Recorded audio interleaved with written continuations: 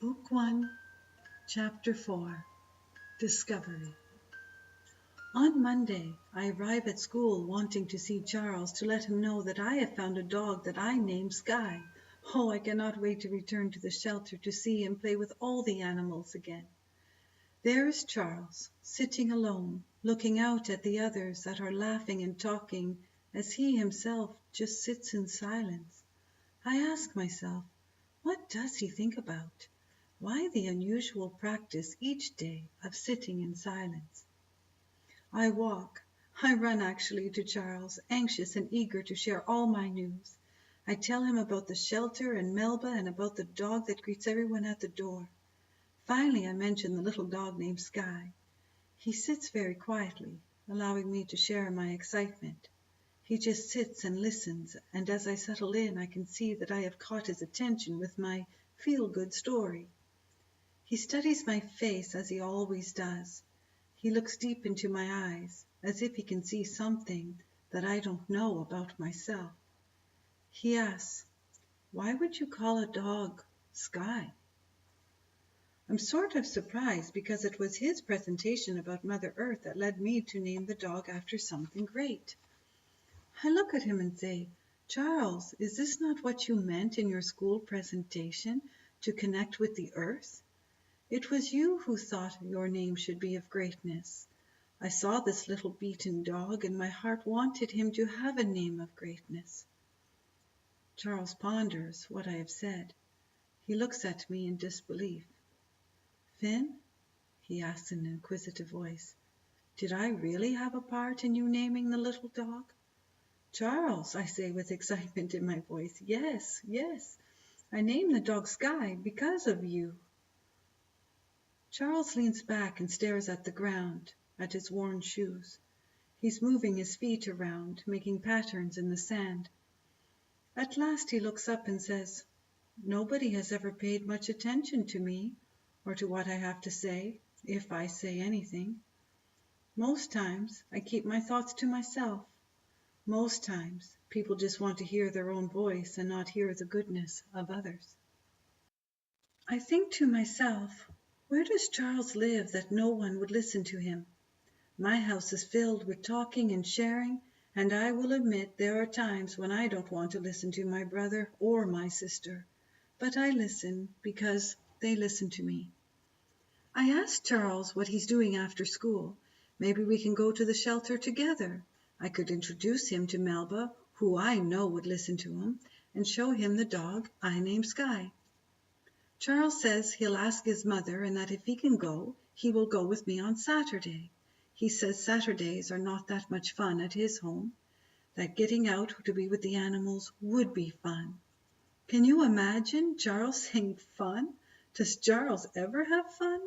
I'm intrigued. I'm excited. Charles would have fun, and he would have fun with me. The bell rings and we enter the school. As we are walking in, I hear voices from down the hallway. "Hey, why are you hanging out with that loser?" I don't think they are talking to me. Then again, in a louder voice for more people to hear, I hear the words, loud and clear. "Finn, are you a loser too? Why don't you just let him be his stupid self?" I look at Charles, and once again there is no expression. I cannot see any expression. I'm feeling badly about what they have said, but Charles isn't feeling anything, as if he hadn't heard the mean words that were being shouted. I sit in my seat looking around at the others in the class, wondering how many don't like Charles, how many see Charles as a loser, and how many will see me as a loser if I am with Charles. What makes them better than Charles and I? I'm very confused. I didn't expect to be bullied on the day that I was so excited to arrive to school. What did we do to be yelled at? What did we do that bothered anyone? I sit, and I too start to stare straight ahead. I want to know what Charles sees when he sits in stillness. I am upset at the way they treated Charles, and upset at the way they treated me. I look over at Max, and he starts to laugh as if he knows why the others are being mean. I stare at him the way Charles stares into space. After a while I notice that Max has turned away. He didn't like that I was looking at him while he was making fun of me. Once again I turn to look before me, my heart starting to calm. I take focus on the world map that is attached to the blackboard, and I select a section of the map. I'm pretty sure it's Italy because it is shaped as a boot, and that's how we remember it in geography class. I sit, staring at Italy, wondering how many people live there, who picked the colors for the map, and why would they choose yellow for Italy? I focus. I stare straight into the yellow of Italy, and for a moment I sense a deep knowing within myself that all is well. You could say I am at peace. I have, for only a moment, forgotten about the incident in the hallway, forgotten that I am sitting in the same room as the ones who yelled mean words, and for a moment I understand why Charles stares straight ahead.